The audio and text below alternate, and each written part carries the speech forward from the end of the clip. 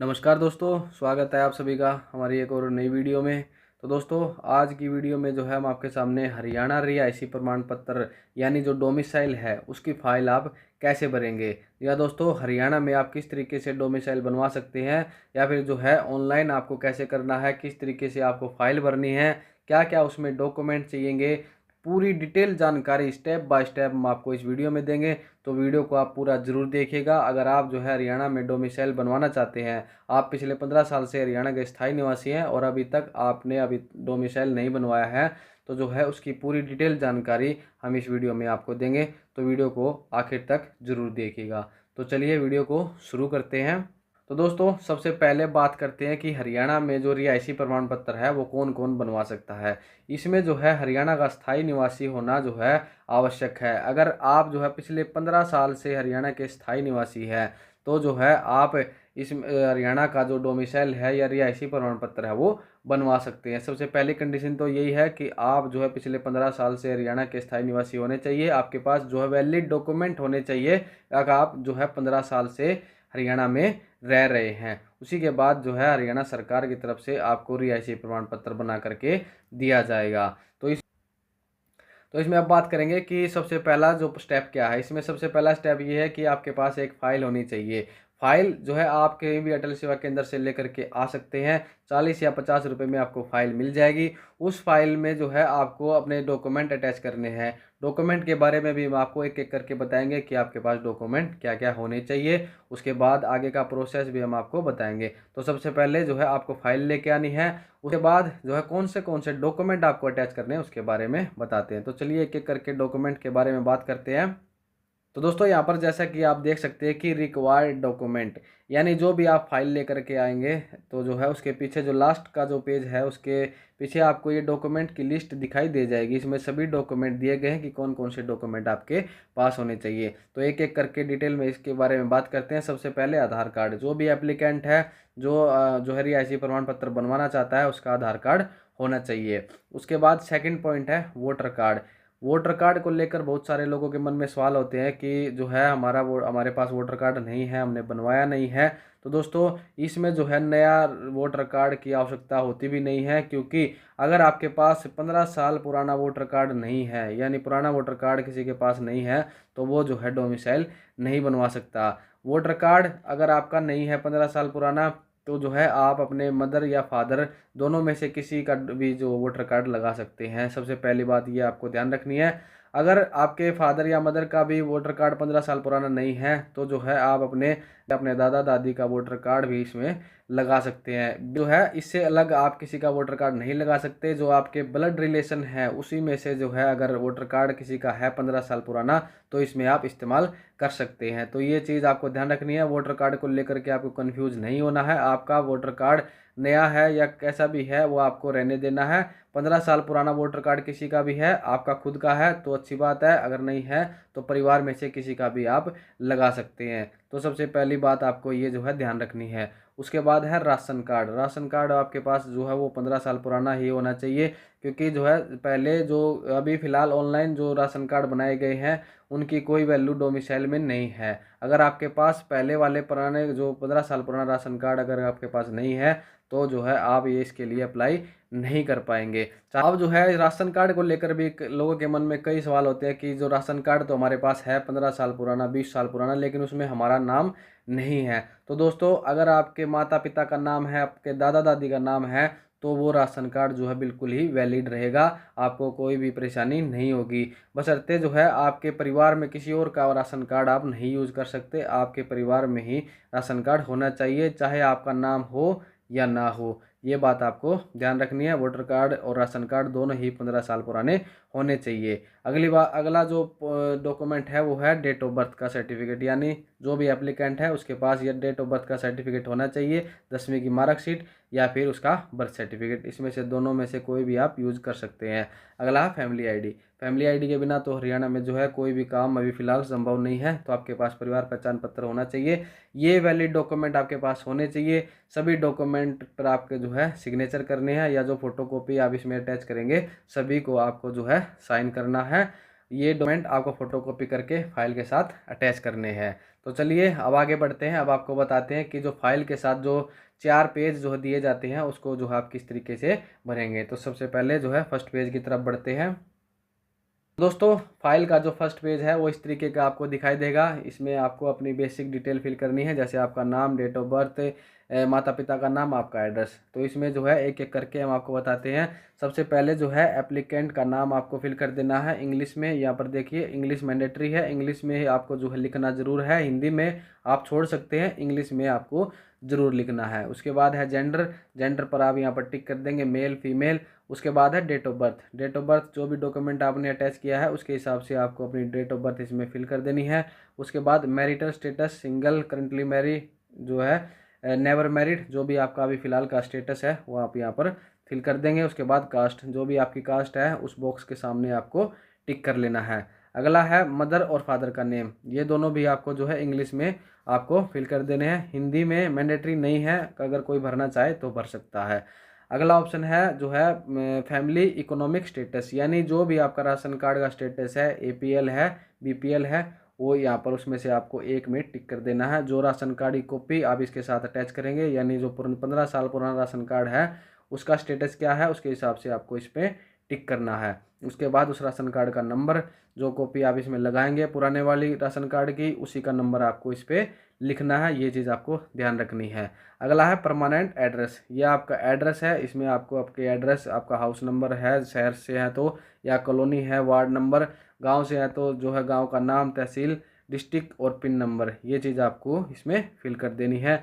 उसके बाद है ईमेल एड्रेस, ईमेल एड्रेस देना चाहे तो आप इसमें दे सकते हैं, और है मोबाइल नंबर, ये चीज़ जो है आपको इसमें फिल कर लेनी है।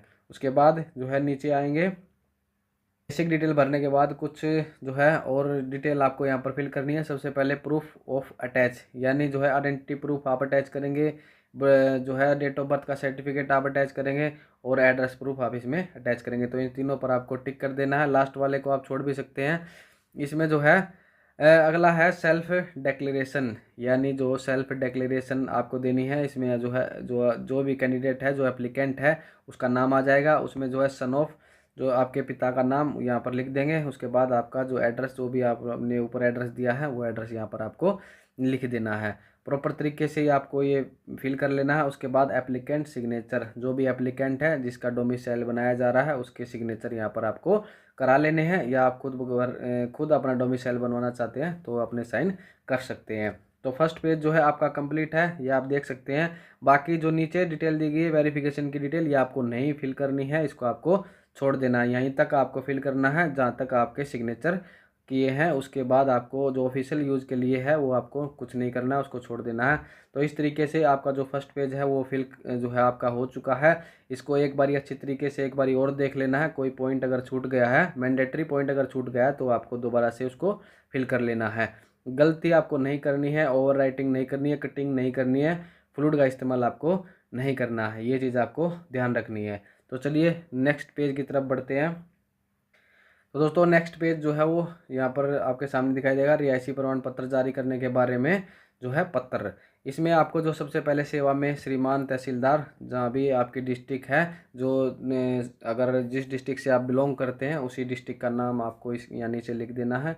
उसके बाद जो है श्रीमान जी, मैं, जो भी आपका नाम है, उसके बाद आपके फादर का नाम, उसके बाद आपका एड्रेस। यहाँ तक आप पूरा एड्रेस प्रॉपर तरीके से आपको लिख देना है। जो शुरू के पेज पर आपने लिखा है वही एड्रेस आपको यहाँ पर लिख देना है। कंफ्यूज आपको बिल्कुल भी नहीं होना है, क्योंकि आप आराम से अगर इस फाइल को पढ़ के भी भरेंगे तो आपको कोई जो है समस्या का सामना नहीं करना पड़ेगा। जो है अब आगे बढ़ते हैं। सबसे फर्स्ट पॉइंट में यह है कि मेरा राशन कार्ड का जो नंबर है वो ये है। ये राशन कार्ड का नंबर आपको वो फिल करना है जिसकी फ़ोटोकॉपी आप इसके साथ लगाएंगे, यानी 15 साल पुराना जो राशन कार्ड है उसी का नंबर आपको यहाँ पर लिखना है। ये चीज़ जो है हमने आपको कई बार बताई है, क्योंकि इसी में जो है लोग गलती करते हैं कि नए राशन कार्ड का नंबर यहाँ पर लिख देते हैं, तो वो जो है पास नहीं होता। उसके बाद जो है उसको फाइल पर ऑब्जेक्शन लग जाता है। तो उसके बाद है वोटर कार्ड। वोटर कार्ड का नंबर, अगर आपका खुद का वोटर कार्ड 15 साल पुराना है तो उसका नंबर लिखना है। अगर फैमिली में से किसी और का लगा रहे हैं तो वही नंबर आपको लिख देना है। ये चीज़ भी आपको जो है वो क्लियर है, क्योंकि जो है वोटर कार्ड और राशन कार्ड में जो है बहुत बारी लोग जो है वो गलती करते हैं, इसलिए हम आपको बार बार में जो है ये बात बता रहे हैं। आगे आगे बढ़ते हैं। इसमें जो है फिफ्थ पॉइंट है कि जो आपका जन्म है अगर उसी जगह पर हुआ है तो यहाँ पर जन्म से जो है आप लिख सकते हैं कि जन्म से मैं इस एड्रेस पर रह रहा हूँ, या फिर अगर जितने साल से आप रह रहे हैं वो यहाँ पर लिख सकते हैं। उसके बाद है जो भी प्रार्थी जो एप्लीकेंट है उसका जो है डेट ऑफ बर्थ यहाँ लिख सकते हैं। जन्म से अगर आप निवासी हैं तो यहाँ पर अपनी डेट ऑफ बर्थ को आपको लिख देना है, आपके गांव का नाम, शहर का नाम, ज़िले का नाम, जो भी प्रॉपर एड्रेस आपका है वो यहाँ पर लिख देंगे। सभी डिटेल जो है आपको एड्रेस की ही मांगी गई है वो आपको यहाँ पर लिख देना है। अगला जो पॉइंट है, जो 7वां पॉइंट है, वो आपको अच्छी तरीके से ध्यान रखना है, क्योंकि इसमें जो है बताया गया है कि जो आप डोमिसाइल बनवा रहे हैं वो किसके लिए बनवा रहे हैं। इसमें अगर एप्लीकेंट अपने लिए बनवा रहा है तो यहाँ पर आपको इस पर टिक करना है। अगर आप अपने बच्चे का बनवा रहे हैं तो यहाँ पर उसके हिसाब से आपको टिक करना है। जो भी अगर खुद के लिए बनवा रहे हैं तो यहाँ पर इसको स्वैप पर टिक करके इस जो ब्लैंक आपको दिखाई दे रहा होगा इसमें आपको अपना नाम लिख देना है। उसके बाद जो है आपको नीचे यहाँ पर सिग्नेचर करने हैं। जो प्रार्थी आपको लिखा दिखाई देगा इस पर 2 जगह आपको जो है सिग्नेचर करने हैं एप्लीकेंट को। यहाँ पर आपको डेट लिख देनी है। उसके बाद है सरपंच नंबरदार की रिपोर्ट। इस रिपोर्ट को जो है आपको सरपंच नंबरदार से जो है वेरीफाई आपको करा के लाना है। इसमें जो है लिखा हुआ है वो आप पढ़ सकते हैं। तस्दीक किया जाता है कि प्रार्थी जो भी आपका नाम है, पुत्र, आपके फादर का नाम, निवासी जो है, जो भी आपका एड्रेस है, गाँव का नाम है वो लिख देना है। उसके बाद जो है जो भी आपकी जाति है यहाँ पर आपको लिख देनी है, क्योंकि इसमें जो आगे लिखा हुआ है कि जो भी ये व्यक्ति है जो प्रार्थी है वो पिछले 15 साल से या जन्म से ही इस एड्रेस का जो है वो निवासी है, जिसकी जाति ये है। जो भी आपकी जाति है वो जाति आपको इस जो ब्लैंक ऑप्शन है इसमें आपको लिख देना है। गांव में है तो नंबरदार से वेरीफाई कराना है, शहर में है तो जो नगर पार्षद है उससे आप इसको वेरीफाई करवा के लेके आएंगे। उस पर जो है वो अपने सिग्नेचर और स्टैंप लगाकर आपको इस फाइल को दे देगा। तो सबसे पहले आपको नंबरदार या फिर जो है नगर पार्षद से इसको वेरीफाई करा लेना है। तो अभी तक जो डिटेल हमने बताई है एक एक करके आपको फिल कर लेनी है, क्योंकि जो है गलती की इसमें कोई गुंजाइश नहीं है। अगर आप इसमें कोई कटिंग वगैरह या गलत इन्फॉर्मेशन भरते हैं तो आपकी फ़ाइल रिजेक्ट हो जाएगी। तो फिलहाल 2 पेज जो है कंप्लीट है, तीसरे पेज की तरफ बढ़ते हैं। तो दोस्तों तीसरा पेज है घोषणा पत्र। जो आपको घोषणा पत्र ये दिखाई दे रहा हुआ, इसमें आपको अपनी डिटेल, बेसिक डिटेल जो पिछले पेज पर ही आपने फिल की थी वही डिटेल है। आपका नाम, आपके फादर का नाम, आपका एड्रेस जो एप्लीकेंट है, उसके बाद आपके राशन कार्ड का नंबर, आपके वोटर कार्ड का नंबर, आप अपने लिए बनवा रहे हैं तो आपका नाम, और जो है आप जो भी आपका एड्रेस है, जन्म से आप अगर इस एड्रेस पर रह रहे हैं तो आपको अपनी डेट ऑफ बर्थ लिख देनी है। उसके बाद गांव का नाम, जिला, शहर जो भी है वो आपको इसमें फिल कर देना है। तो ये आपकी एड्रेस की डिटेल, राशन कार्ड और वोटर कार्ड की डिटेल इसमें हो गई है। कि इसमें घोषणा पत्र में जो है इसका मतलब ये है कि आप घोषणा करते हैं कि जो भी आपने डिटेल दी है वे सही है और आप पिछले 15 साल से जो है हरियाणा के इस एड्रेस के निवासी हैं, इस गांव, इस शहर के आप निवासी हैं। तो ये घोषणा आपको करनी है। उसके बाद आपको शपथकर्ता 2 जगह आपको दिखाई दे रहा होगा, उस पर आपको अपने सिग्नेचर कर देने हैं। 3 पेज आपके कंप्लीट हैं, ये डिटेल ही आपको भरनी है। उसके बाद 4th पेज जो है वो पटवारी का है। ये आपको जो है पटवारी से वेरीफाई कराना है। पहले आपको नंबरदार या नगर पार्षद से इसको वेरीफाई कराना है, उसी के बाद जो है आपको पटवारी के पास जाना है। क्योंकि अगर आप सीधे पहले पटवारी के पास जाएंगे तो पटवारी इस फाइल को वेरीफाई नहीं करेगा। और जो है इस पेज को आपको भरना भी नहीं है, आपको इसी तरीके से 3 पेज भर के सभी डॉक्यूमेंट उसके साथ लगाना है। Aadhaar card, voter card, ration card, family ID, या आपको उसके साथ फोटोकॉपी अटैच करनी है। सभी फोटोकॉपी पर आपको सिग्नेचर करने हैं। उसके बाद नंबरदार के पास जाना है, नंबरदार उसको वेरीफाई करेगा या नगर पार्षद जो है उसको वेरीफाई करेगा। उसके बाद ही आपको पटवारी के पास इस फाइल को लेकर के जाना है। 3 पेज आपको भरने हैं। 4th पेज जो पटवारी वाला है वो आपको नहीं भरना है, क्योंकि ये पेज पटवारी आपके डॉक्यूमेंट के बेस पर ही भरेगा। जो डॉक्यूमेंट आपने लगाए हैं वो डॉक्यूमेंट को वो देखेगा, वेरीफाई करेगा और उसके बाद खुद अपने पेन से जो है वो इसको भर करके यहाँ पर वेरीफाई कर देगा। तो ये फाइल जो है कंप्लीट हो चुकी है। पटवारी के साइन के बाद फाइल में किसी भी तरीके की जो है आपको कोई भी सिग्नेचर वगैरह नहीं कराने हैं। उसके बाद जब आप पटवारी से इसको वेरीफाई करा लेंगे, उसके बाद आपको कहीं भी जो अटल सेवा केंद्र या सरल केंद्र में जा कर के जो है इस फाइल को आपको ऑनलाइन करवाना है। जब आप इस फाइल को ऑनलाइन करवाएंगे और आपके डॉक्यूमेंट सही है, फाइल आपने सही तरीके से भरी है, किसी तरीके की कोई गलती आपने नहीं की है, तो जो है 3 से 4 दिन के अंदर आपका डोमिसाइल आपके पास बन करके आ जाएगा। आपके मोबाइल नंबर पर एसएमएस आ जाएगा कि आपका डोमिसाइल बन चुका है, वहाँ से भी आप उसको डाउनलोड कर सकते हैं, या फिर फैमिली आईडी से जो है आप डायरेक्ट भी अपने डोमिसाइल को डाउनलोड कर पाएंगे। तो इसमें जुड़ी अगर और कोई जानकारी आपकी समझ में नहीं आई है, या फिर कोई डॉक्यूमेंट में आपको कन्फ्यूजन है, या फिर जो फाइल का कोई ऑप्शन ऐसा है जो आपको समझ में नहीं आ रहा है, तो आप कमेंट कर सकते हैं। जहाँ तक हो सकेगी हम आपकी मदद जो है वो ज़रूर करेंगे। तो मिलते हैं नेक्स्ट वीडियो में। नेक्स्ट वीडियो में जो है हम आपके सामने 18 साल से कम उम्र के जो बच्चे हैं उसका डोमिसाइल आप किस तरीके से बनवाएंगे उसके बारे में जो है वीडियो लेकर के आएंगे। तो फिलहाल इस वीडियो में बस इतना ही। मिलते हैं नेक्स्ट वीडियो में, तब तक के लिए धन्यवाद।